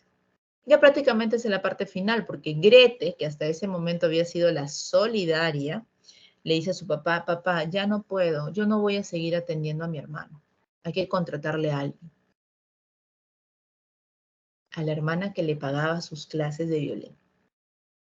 Entonces le contratan una enfermera, pero que no estuvo mucho tiempo porque a los días la herida que le había provocado esa caída de la manzana empezó a ser putrefacta la herida y Gregorio murió. Pero su muerte me impacta, ¿no? Porque él estaba ya a punto de morir y empieza a llover, ¿no? Entonces él se acerca a la ventana y con su patita pone la pata en la ventana, ¿no? Como diciendo, miércoles, todavía soy humano, ¿no? Una cosa así. Y se muere. Entonces la enfermera les dice a los AMSA, ¿y qué hago con el insecto? Acaba de morir, ¿no?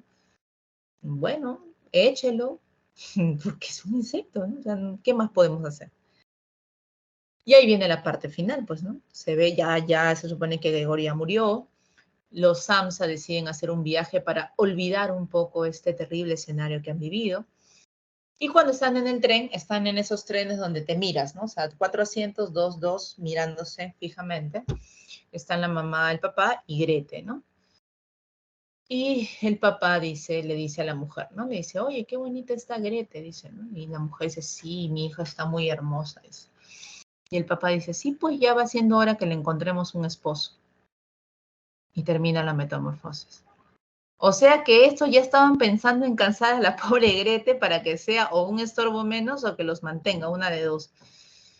Ah, la profe, qué horrible historia. Es horrible desde que empieza hasta que termina. La gente se olvida el final, pero el final es ese. Que los SAMs están viendo en sus hijos esa posibilidad de ellos mantenerse, ¿no? Sin necesidad de hacer mucho. Nadie dice, ojo, con eso no estoy diciendo Kafka que no apoyes a tus padres, ¿ah? Ojo, por favor, ahora, uy, que Kafka es antipadres. No, lo que está diciendo es que hay padres que se aprovechan de la situación. Esa es otra cosa. Entonces, que impiden que los hijos disfruten justamente por el fruto de su trabajo. Eso es muy diferente. Entonces, ahí tienen que hacer esa variación, ¿no? Pero mira, Kafka se ha adelantado al siglo XXI hacía rato, ¿no? Él ha visto los problemas de las familias de este siglo, ¿no? Que son familias que usualmente tienen ciertos lazos, pero ¿qué los une? ¿El amor? ¿O los intereses? ¿O qué hay dentro de esas familias, no? Ahí está Kafka, te lo presento. Está maravilloso Kafka. Muy bien, y cerramos con esta generación que te va a gustar mucho. Se llama la generación perdida, ¿ya? Profe, ¿por qué se perdieron? Ahora te voy a contar. Estos son los de Estados Unidos, ¿ah? En realidad, el libro dice la narrativa norteamericana, término con el que yo no estoy de acuerdo porque Norteamérica incluye 3 países, no solamente es Estados Unidos. Pero para fines del libro es la narrativa norteamericana. Ahí estamos con la generación perdida o en inglés Lost Generation, ¿ok? Esa es una generación de escritores chicos que surge más o menos 1920, para que lo tengas por ahí claro. Y es una generación de escritores decepcionados de su país, decepcionados del contexto en el que viven. Ahí están Hemingway, William Faulkner, John Dos Passos, Scott Fitzgerald, que fueron parte de esta narrativa. Profe, ¿por qué están descontentos? Mira, fíjate que ellos, los cuatro, estuvieron en la Guerra Mundial, en la primera. No como soldados, ¿no? Hemingway, por ejemplo, fue como reportero porque era periodista, pero también fue como enfermero, fue a servir a la Cruz Roja, ¿no? Igual Faulkner, ¿no? Dos Passos, iban como corresponsales de la guerra. Ellos han visto las atrocidades de la guerra. Pero luego que termina, empiezan pues a hacer las filtraciones de documentos. Tú sabes que la verdad siempre sale a la luz. ¿Qué verdad salió que a ellos los disgustó muchísimo? Que Estados Unidos había vendido armamento bélico incluso al enemigo. O sea, ellos han visto morir amigos en la guerra y quizá alguna de esas armas quien los mató fue las mismas armas de los Estados Unidos. O sea, era inconcebible, pues muchachos. Era como una traición al pueblo norteamericano, al pueblo estadounidense. Entonces, ¿qué hicieron estos cuatro, en especial Hemingway? Se fueron de Estados Unidos. Se fueron, se autoexiliaron, como un son de protesta, ¿no? O sea, por eso se fueron. ¿Y a dónde se fueron, profe? A París, a la Ciudad Luz. Ahí se fueron. Ahí los va a acoger una escritora judía, de origen judío, llamada Gertrudis para nosotros, ¿no? Stein. Y digamos que ella los empieza a hacer, no te voy a decir famoso porque ya tenían cierta fama, pero sí por lo menos que sus obras se puedan vender en Europa, ¿no? Ahí tenemos a Hemingway, que es premio Nobel del año 54, ¿correcto? Tenemos a William Faulkner, que lo ganó primero que Hemingway en el año 49, con una novela bien famosa, El sonido y la furia, que tiene como escenario el sur de los Estados Unidos, ¿no? Estamos en los tiempos de la... Todavía no había ocurrido, creo, lo de la guerra civil del norte-sur. Y El sonido y la furia tiene el título, es el título de una obra, no de una obra, pero sí de un pasaje de Macbeth, de William Shakespeare, ¿ya?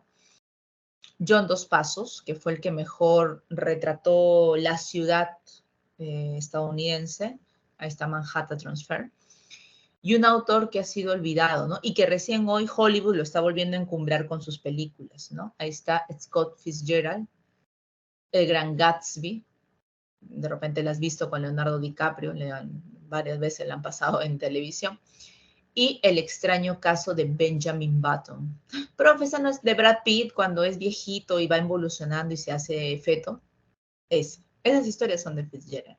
Digo, es un escritor que ha tenido fama, ¿no? Pero que lamentablemente el paso del tiempo, pues, lo ha ido borrando, ¿no? Pero es un buen escritor. Yo he leído a Fitzgerald y de verdad que me convence como escritor. Bueno, vamos a pasar. Acá, bueno, no lo vamos a leer, pero te dejo unos pasajes, el inicio del Gran Gatsby, que para mí es una delicia de novela. Y te dejo también profe, ¿quién es ese churro que está ahí en la pantalla? Hemingway, de jovencito ahí, todo con su traje militar. Al costado también está Hemingway. ¿Quién, profe? El de la barba blanca, ¿no? Está viejito. Bueno, no viejito, porque no murió viejito, pero está viejo. Profe, ¿y ese que está a su costado no es Fidel Castro? Es Fidel Castro. Le regaló una casa a Hemingway en Cuba, porque Hemingway había ido a ser corresponsal de la revolución, pues él había ido a ver, a notificar, ¿no? ¿Qué se estaba haciendo? Cuando se pelearon, Castro le quitó la casa. Pero quedó la imagen ahí, ¿no? Entonces, Hemingway, si tú vas a Cuba alguna vez a La Habana, vas a encontrar creo que está en el Hotel Nacional de Cuba, en La Habana, vas a encontrar un montón de fotos de Hemingway, ¿no? Porque le gustaba ir para allá, en Cuba. De hecho, la novela con la que cerramos el día de hoy se ambienta pues en Cuba, en la del Viejo y el Mar. Hemingway también estuvo en el Perú, por si acaso. Vino acá filmaron parte de la película y vino aquí, estuvo en Piura, también llegó a la ciudad de Lima, pero estuvo en Piura porque estaba la cacería del marlín, pues del pez espada. ¿Ya? Entonces vino, dijo, a ver, porque él era cazador nato, él le gustaba la pesca, la caza, el box, la fiesta taurina, como estás viendo. Nació en Chicago, fue enfermero en Italia, por eso muchas de sus obras son autobiográficas. Él te va a contar en sus novelas lo que a él le ha pasado, conoce a Gertrude Stein, asiste a la Guerra Civil Española. Esa es la parte que más me gusta de él, cuando él va a la Guerra Civil. No va a pelear, ¿eh? O sea, él no es soldado de España, sino que él va porque su amigo Pablo Picasso, el pintor, tremendo amigo de Hemingway, le cuenta pues, ¿no?, lo que está pasando en España, que Franco, el dictador, está prohibiendo que la gente que le es adversa publique sus obras o que algunos están siendo exiliados, o sea, una barbaridad lo que pasaba en España. Y Hemingway, como era una celebridad, se fue a España. ¿Tú crees que Franco lo iba a tocar? Ahí mismo lo tocaba, Estados Unidos le caía encima, ¿no? Entonces, pero a eso voy, que Hemingway utiliza su fama, no para hacer tonterías en TikTok, sino utiliza su fama, se va a España y le dice a Picasso, oye, ¿sabes qué? Vamos a hacer una conferencia por la libertad del arte, porque no hay acá que el dictador viene a hacer lo que se le da la gana. E hizo la conferencia, muchachos. Le pudo haber costado más que la vida, probablemente. Invitó a una serie de celebridades que él conocía, que él no conocía, pero le habían dicho, oye, hay que traerlo porque es una persona que está en el movimiento, ¿no? Bueno, a esa reunión llegó a ir César Vallejo, que en ese momento estaba en España. Esa es la parte que más me emociona de mi Vallejo, ¿no? De repente no conoció a Hemingway, no hay registro que lo haya conocido, pero por lo menos fue invitado, pues, muchachos. O sea, por lo menos alguien se interesó por nuestro poeta y le dijeron, oye, mira, hay esta manifestación. Y tú sabes que Vallejo siempre era bien pegado a ese tipo de eventos. Dijo, ya, yo voy, dijo. Y fue, ¿ya? Hemingway también va a ser testigo de la Revolución Cubana, va a ganar el premio Pulitzer, que es un premio famoso en Estados Unidos, lo ganó por El Viejo y el Mar en el año 53. En el año 54 le dan el premio Nobel, él no lo fue a recoger porque ya estaba enfermo, fue su representante, y para el año 61, un 2 de julio, se suicida, con su tiro de escopeta, ¿no? Algunos dicen que se mató, según he leído por ahí, porque ya le habían diagnosticado el Parkinson, ¿ya? Y tú sabes que el Parkinson es una enfermedad degenerativa, debe ser espantosa, muchachos, ¿ya? O sea, un hombre, yo lo comprendo a Hemingway, ¿eh? Porque en parte no somos iguales, a mí no me gusta la violencia, pero en el sentido de que somos muy independientes, ¿no? Hacemos nuestras cosas, hemos ido de aquí para allá, entonces que de un momento a otro te venga una enfermedad y te diga, ¿sabe qué? Vas a ser dependiente de otra persona durante el resto de tu vida. Ah, no. No, dijo Hemingway, está aquí nomás. Se mató. Lo creo, ¿eh? Es probable que haya pasado así. Bueno, novelas de Hemingway, que todas están en películas. Todas, profe, todas están en películas. Hollywood se encargó de que todas las obras de Hemingway de alguna manera llegaran al cine. Ahí está El Viejo y el Mar, que fue ambientada en Cuba y en el Perú.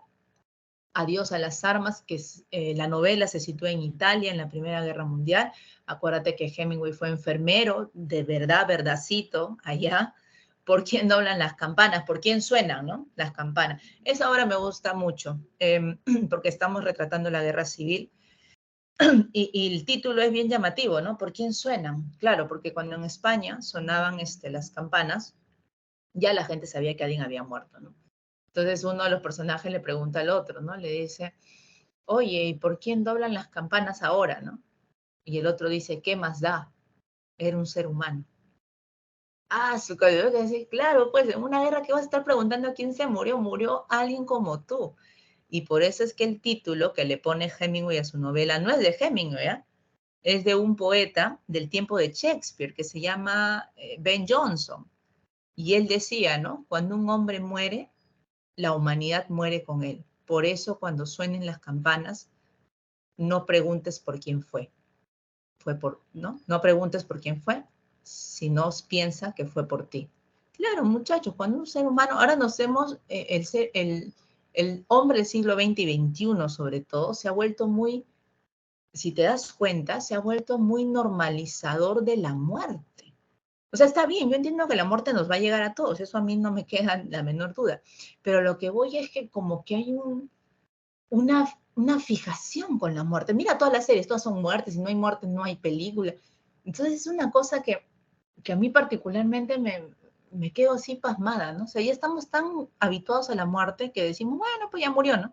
No, en esta novela tú sientes la muerte, porque es como que a ti te puede pasar.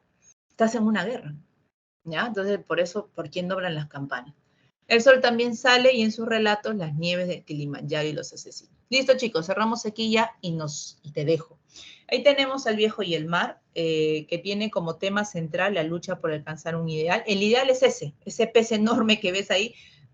La imagen es muy hiperbólica, olvídate, así no era el pez, o sea, tampoco es que era gigante, eso ya parece Moby Dick, no, era más chiquito, ¿no? Pero era de regular tamaño. ¿Quién lo va a cazar? Este pescador ya viejo, llamado Santiago, y que quiere realizar su última hazaña, ¿no? Porque no ha pescado nada importante en los últimos meses. Entonces la gente empezó a decir, ay, está viejo, no, sí, ya no puede. Qué triste debe ser eso, muchas cuando la gente dice, ah, que ya está viejo, chochera, tú también vas a llegar a viejo. Y si llegas, me da ganas de decirlo, ¿no? Pero también vas a llegar. Entonces, lo que añora una persona vieja es eso, de hacer una proeza en su vida, porque se siente que la gente los hace inútiles. No son inútiles. ¿Quién confía en este pescador? Manolín. Manolín es un chibolito un poco menor que tú, 14, 15 años, que se ha encariñado con el viejo. Pero sus papás de Manolín no quieren que se junte con él, porque como ellos también son pescadores, piensan que este sujeto les va a pasar la saladera, ¿no? Ah, como no pesca nada, le va a pasar la saladera a Manolín. Tarao los papás, pero bueno, ya. Entonces, ¿qué pasa? Que este Santiago dice, ya, voy a hacer mi proeza, voy a ir a buscar a un pez. No se imaginó pensaba uno menos. ¿No? Estuvo 84 días en alta mar. ¡Pala, profe! Eso es casi 3 meses, sí. 40 días estuvo acompañado de Manolín. O sea, por lo menos con alguien para conversar y no desvariar, porque imagínate ver puro agua, agua, agua y no tener a nadie. Debe ser horrible. Pero Manolín lo regresa en una embarcación porque sus papás estaban ya al borde de la desesperación. 44 días se queda el pobre Santiago solo. Entonces, cuando ya pensaba que ya todo estaba perdido porque dijo, y aquí no hay nada, pesca y, o sea, lanza el anzuelo y pesca al marlín. Este se llama el pez marlín, no es pez espada, es pez marlín. La lucha duró cerca de 3 días porque el pez no se dejaba capturar. O sea, era inmenso, pues la red. Entonces, ¿qué tuvo que hacer el viejo? Con el arpón. Guácate, ¿no? Acá. Y entonces en el cerebro de los peces, ¿no? Aquí entre los ojos. Entonces el marlín se va muriendo, ¿no? Y esa parte me da un poco de... A mí particularmente me da risa, ¿no? No debería dármela, pero Santiago dice algo como que, oye, hermana naturaleza, hoy te he domado, ¿no? Pero sigue siendo majestuosa. O sea, después que mató al pobre pez, se pone con sus lamentos. Bueno, ya, en fin. Entonces sube al pez, no lo sube en la embarcación porque no entra, pero lo pone de forma horizontal y los bordes, parte del pez se va desbordando, ¿no? Pero la sangre del pez, más la de Santiago al momento de la lucha con el pez, hace que haya sangre en el mar y llama la atención de un depredador marino, el tiburón. Y el primer tiburón que se le aparece a Santiago es un tiburón maco. Es como el tiburón de la película Tiburón, que es así más o menos grande, ¿no? El pobre Santiago no sabía qué hacer. Entonces, ¿qué fue lo único que le quedó? Agarrar el arpón con el que había matado al pez espada o al pez marlín y clavárselo igual, aunque el tiburón era más avispado, ¿eh? Se lo clava entre los ojos y el tiburón bandido, o sea, no murió casi en el acto como este pez, sino que chapotea y como que se va, ¿no? Pero ya estaba muerto, pues le faltaba poquito. ¿Pero qué se llevó en el cerebro? El arpón. Ya el pobre hombre no tenía con qué defenderse si venía otro. No vino otro, vinieron 4. 4 tiburoncitos chiquitos, pero 4, pues, ¿no? Entonces, habían como que cercado la embarcación y el pobre avanzaba, trataba de avanzar porque el tiburón no llega a la orilla. El tiburón se va a quedar entonces el pobre hombre con su lanchita trataba de llegar, pero para poder distraerlos y que a él no le pase nada, con una pequeña cuchilla iba sacando, ¿no? Aparte que los tiburones también querían comer parte del preciado banquete, ¿no? Cuando llegó a la orilla, Santiago, ¿qué cosa llegó con él? ¿Llegó el marlín? Sí, llegó el marlín, pero quedó la cabeza y la cola. Gran parte del cuerpo propio del animal o fue arrancado por los tiburones, o tuvo que dárselos él mismo a los tiburones como un señuelo, ¿no? Para que no lo ataquen. O sea, prácticamente no llegó el pez, como el que hizo. lo deja ahí en la arena, molesto, decepcionado, y se mete a su casa a tomarse una buena taza de café, porque el frío, ¿no? Por más que haya sol, igual está en alta mar. Y está decepcionadísimo y escucha que la gente afuera, ¿no? ¡Ah! ¡Wow! ¿Quién habrá cazado este pez? Han tenido que ser varios hombres porque no es dudoso que uno solo, ¿no? O sea, la gente alababa en lo que había hecho, pero él no, pues. Entonces llega Manolín, ¿no? Dice, señor, pudo cazar a ese pez, ¿no? ¡Qué emoción! Le dice Manolín. Y el viejo le responde, ay, Manolín, le dice, pero mira lo que ha llegado de ese pez, es una burla lo que ha llegado, ¿no? Entonces Manuel dice, no, señor, usted pudo cazar al pez, no como usted hubiera querido, pero esa es la muestra que usted sí pudo. Entonces el hombre como que se siente o sea, se siente animado por un momento, ¿no? Que se lo reconozca este muchachito. Y Manolín le dice, es más, que yo quiero ir a pescar con usted, ¿no? Para poder hacer esto de nuevo, le dice. Y el viejo le sonríe, no le dice ni sí ni no, solamente le sonríe, ¿no? Digamos, es un final abierto, es como que de repente, Manolín, ¿no? De repente nos vamos a ir a casa. Pero la historia es bien bonita, o sea, la puedes leer en el bus, no es una historia pequeñita, no es una historia muy grande, ¿ya? Listo, chicos, por cuestión de tiempo, voy a dejar las claves de esta forma, ¿ya? Dale una miradita, por favor. En la número 1, la novela que no pertenece es el Crimen y Castigo, porque ese es de Dostoyevsky y él no es del siglo XX. Grupo literario del autor Por quién doblan las campanas, que lo acabamos de mencionar, Hemingway, ¿no? Generación perdida. 1 dado, 2 besito, 3 sale dedo, porque te están pidiendo la alternativa correcta y es Faulkner con El sonido y la furia. 4, el albacea de Kafka, Max Brod. 4 casa, 5 sale dedito, porque te están pidiendo cuál es un elemento que corresponde al siglo XX, las innovaciones técnicas. Ellos no respetan las normas, sus temas son variados, hay visión histórica del hombre no naturalista, y no es que predomine la objetividad, en realidad se manejan muchas formas, así que no solamente es objetividad, ¿ya? 6, es una característica del mundo kafkiano, el hombre siempre está solo. La E, 6 enanos. 7 obras de Kafka donde aborda el tema padre-hijo. Ya te he dicho, no la leas cuando estés deprimido. Carta a mi padre. 8, obra kafkiana que tiene por tema la deshumanización del hombre, la metamorfosis. Acuérdate, el pobre Gregorio, ¿no? Ya no era humano. 9, no es un movimiento de vanguardia, el realismo, pues, porque el realismo es siglo XIX. 10, el monólogo interior es una innovación técnica de la narrativa que se ve en la obra Ulises, y esta es de James Joyce. Número 11, sobre la metamorfosis, coloque verdadero o falso. Ahí tenemos falso, falso, verdadero, ¿no? Gregorio Sanz era un hombre casado, no. El padre se llamaba Gunther, nunca se dice, es el señor Sansa y se acabó. Y Goethe sabía tocar el violín, sí, sí sabía, ¿ya? ¿Quién no tuvo el premio Nobel en el año 49? William Faulkner. Novela de Faulkner nuevamente, que está inspirada, bla, bla, bla, en la quinta escena del quinto acto de Macbeth, el título, ¿no? El sonido y la furia, ¿ya? 13, casa. 14, ¿quién fue el autor del curioso caso de Benjamin Button?